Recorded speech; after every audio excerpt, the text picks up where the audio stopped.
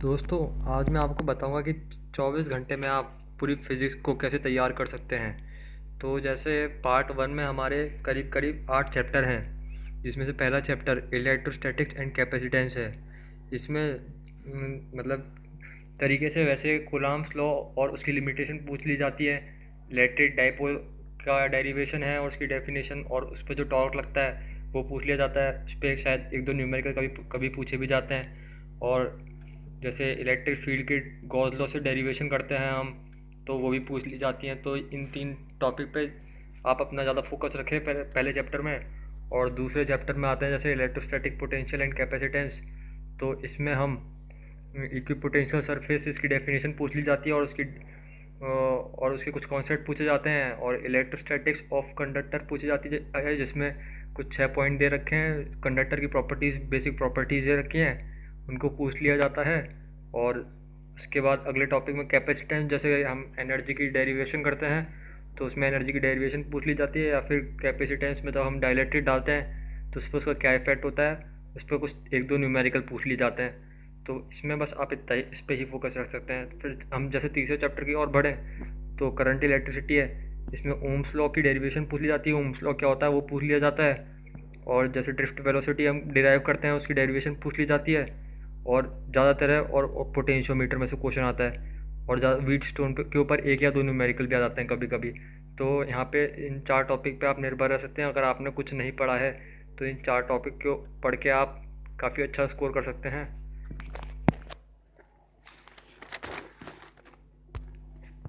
अब जैसे हम बड़े चौथे चैप्टर की और मैग्नेटिक चार्जेस।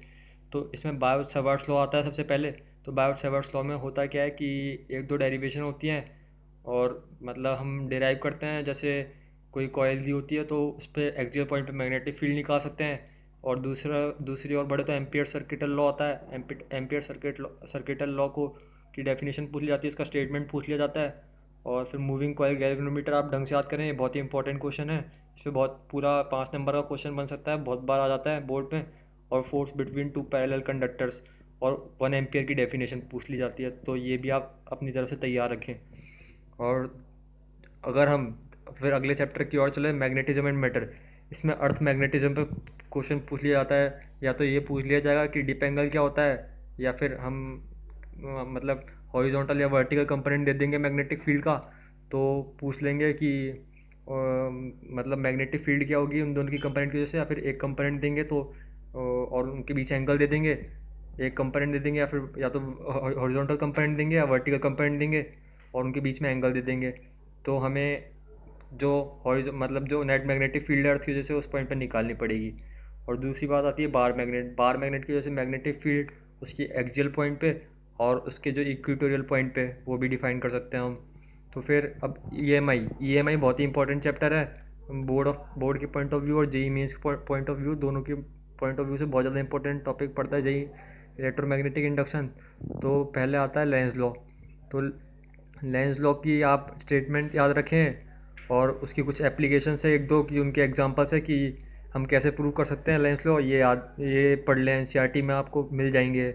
और दूसरी एडी करंट्स कैसे कॉज होते हैं, एडी करंट्स क्या होते हैं, इनकी डेफिनेशन और इनका कहाँ पे इनकी एप्लीकेशंस होती है, ये याद रखें। ये भी अच्छा क्वेश्चन बन जाता है। और फिर तीसरे क्वेश्चन की ओर बढ़े तो म्यूचुअल इंडक्टेंस। इससे ज़रूर हर साल एक क्वेश्चन तो आ ही जाता है लगभग।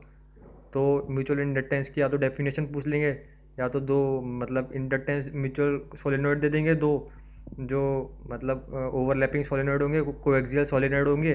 तो उनकी वजह से एक दूसरे के ऊपर म्यूचुअल इंडक्टेंस की वैल्यू पूछ लेंगे, डिराइव करने को दे देंगे, तो वो हमें निकालनी पड़ेगी। फिर हम ऑल्टरनेटिंग करंट एसी जनरेटर।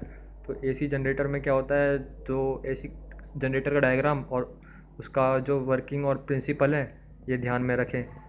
और फिर अगले चैप्टर की ओर बढ़ते हैं, ऑल्टरनेटिंग करंट में आपको 7 सर्किट मिलेंगे। तो वो 7 सर्किट है, वो उनमें फेज़ लैग कैसे होता है, मतलब उनकी क्या क्या एप्लीकेशंस है वो ध्यान में रखने। और जो सबसे इम्पोर्टेंट है वो ट्रांसफार्मर्स हो जाता है। ट्रांसफार्मर की आप याद रखें डायग्राम कैसा होता है, और उसके कुछ पॉइंट्स हैं वो याद रखें। तो फिर हम बढ़ते हैं इलेक्ट्रोमैग्नेटिक वेव्स। तो इलेक्ट्रोमैग्नेटिक वेव्स में सबसे पहला कॉन्सेप्ट आता है डिस्प्लेसमेंट करंट। डिस्प्लेसमेंट करंट जो मैक्सवेल्स एम्पियर्स लॉ था वो उन्होंने डिफाइन किया था पैरेलल प्लेट कैपेसिटर्स के लिए। तो वो आप यहाँ उसकी डेफिनेशन याद रखें और उनसे मतलब उनके कुछ एक दो एप्लीकेशन है वो भी याद रखें। और फिर सब दूसरा टॉपिक आता है इलेक्ट्रोमैग्नेटिक स्पेक्ट्रम। जो इलेक्ट्रोमैग्नेटिक स्पेक्ट्रम है उनमें किसी भी मतलब पर्टिकुलर वेवलेंथ से पूछ लिया जाता है कि कोई रे इस वेवलेंथ में तो वो क्या होगी। जैसे अगर 10⁻14 हर्ट्ज के ऊपर किसी की फ्रीक्वेंसी है तो गामा रे होती है। ऐसे ही सीधे क्वेश्चन पूछ लिए जाते हैं और उनकी कुछ एप्लीकेशंस होते हैं पर्टिकुलर स्पेक्ट्रम के, तो वो भी याद रखें। तो मैं उम्मीद करता हूँ कि आपको ये वीडियो पसंद आएगी। लाइक करें, शेयर करें, सब्सक्राइब करें और धन्यवाद।